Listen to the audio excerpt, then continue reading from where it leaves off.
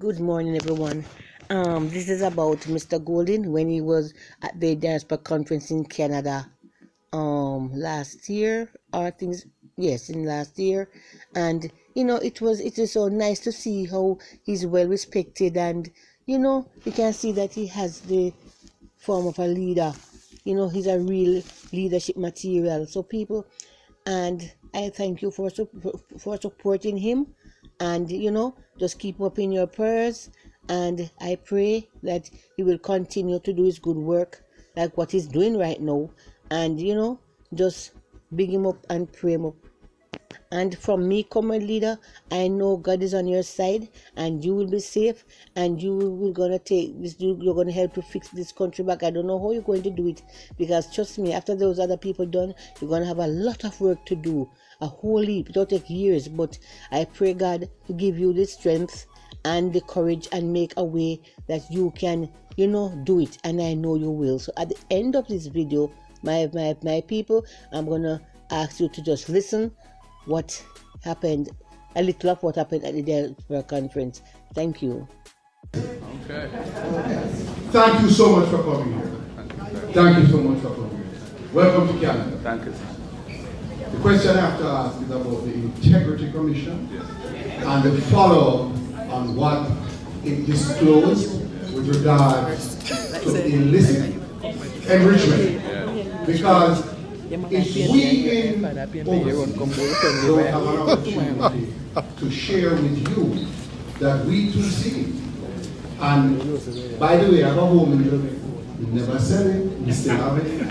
It is doing well, but I'm asking you, sir, we are very, very concerned about the recent regulation, and we're asking the government, your government, the next government of Jamaica, what are we going to do about it?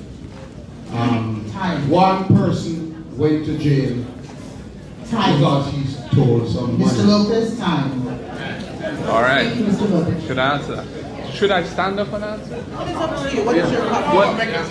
What them casting me at the back? Fisherman. Yeah, I'll stand up. Fisherman.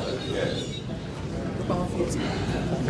As you heard when I spoke, I believe that the people must have trust and confidence in their leaders, and the leaders have to earn that trust.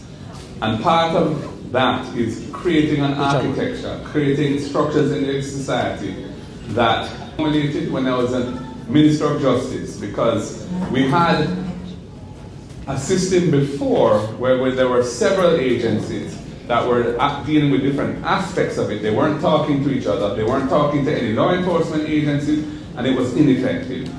So we redesigned that. We looked at best practice across the world.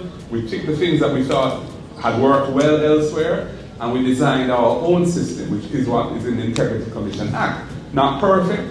It will need reform and adjustment over time, but it has some significant powers. It has power to prosecute people for corruption offenses, which did not exist before.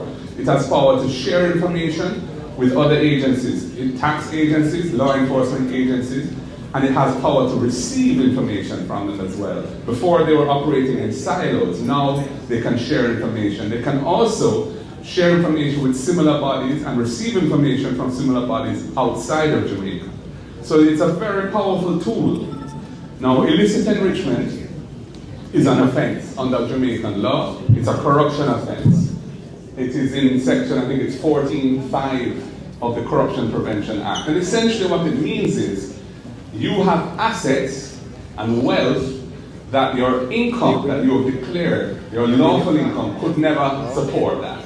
So, and then you have an obligation when asked by the Integrity Commission to explain how you acquired those assets. You have to satisfy them that you did so lawfully. And if you can't satisfy them that you did so lawfully, that's an offense.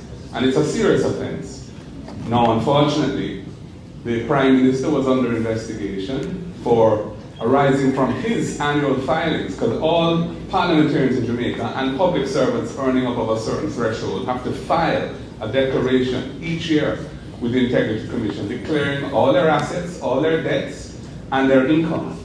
And they look through it and they investigate it and look into it. And when they looked into his, they were not satisfied and they decided to investigate him for illicit enrichment. The problem is that this became known, not that he was under investigation, but that there were 6 persons, 6 members of parliament, who were under investigation for illicit enrichment. And this was known because in the annual report of the Integrity Commission, which is sent to Parliament, they said there are 6 members of Parliament who are under investigation for illicit enrichment. Everybody said, who are these people? Who are these people? They will not disclose that until their report goes to Parliament on each of those cases. The law doesn't allow them to say anything about it until they report it to Parliament. So it was a big thing. Now the Prime Minister knew from August 2023, and even before actually, based on the report that has come out now, that he was under investigation. He did not disclose it, even though it was a huge issue in the country. And even when asked subsequently, he fudged the answer and did not disclose that he was under it. Now, then, in September, I think it was, this year, the report came to Parliament for him. And it said, yes, he's under investigation. Furthermore, the Integrity Commission could not conclude their investigation because some information that they asked him to provide, he refused to provide. And so they said that they recommended referring the matter to the Financial Investigations Division of the country, which is a financial crimes investigator, and to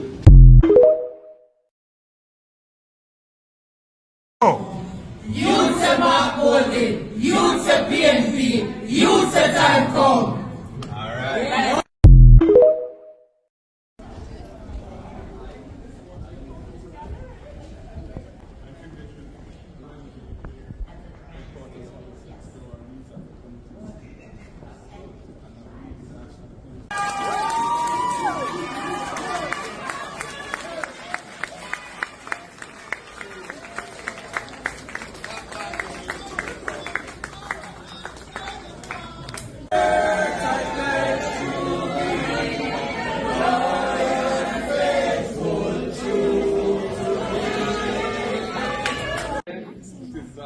Very lovely occasion to see everyone gathered here, and I hope we're going to have a lovely lunch.